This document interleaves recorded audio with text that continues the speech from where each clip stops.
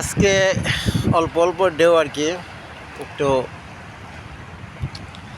Video করতেছি, জায়গাটা সেরকম লাগতেছে এই কারণে। কলেজের একটু দূরে আর কি,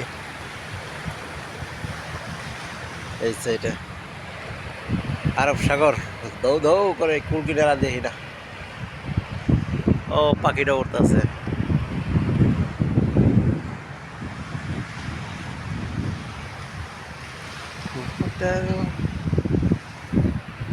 বেশ